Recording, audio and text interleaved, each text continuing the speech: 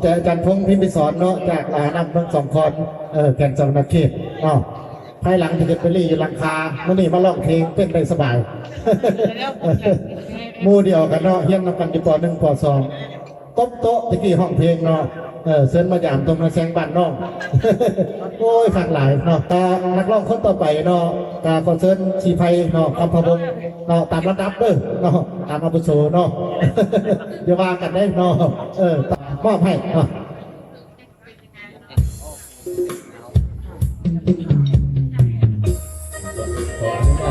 ท่านอาจารย์ทุกท่าน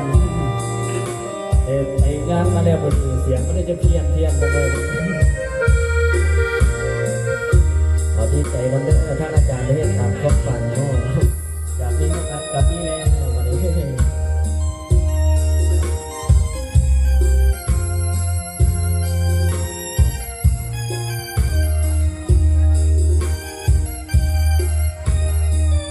จากบ้านนา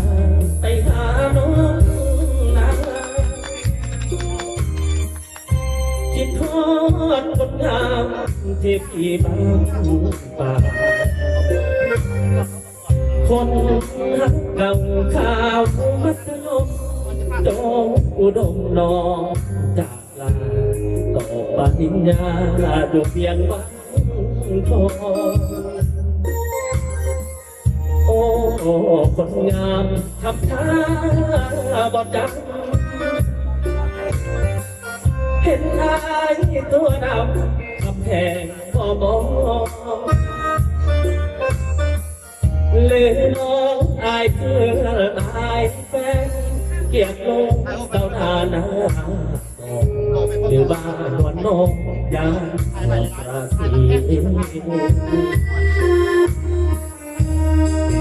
ขี่เก่งฟังเพลงสบาย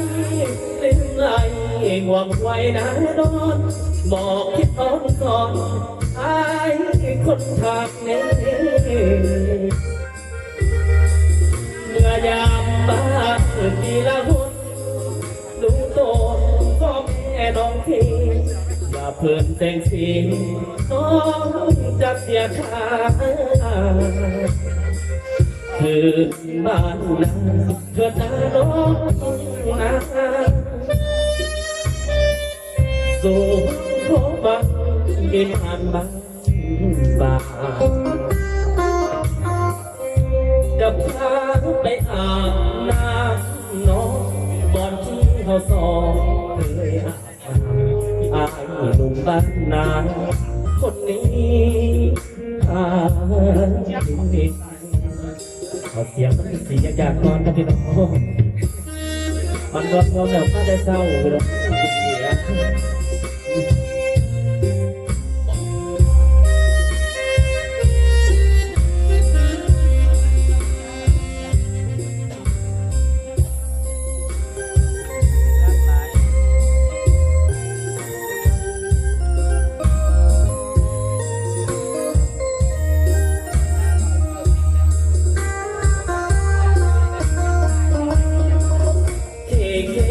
ฟังเพลงสบายลืมไหลหวังไว้นะน้องบอกคิดอ้อนสอนอายคนทางนี้เมื่อยามบ้านปีละคน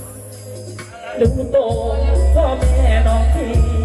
อย่าเพิ่นแสงสีน้องจะเสียค่า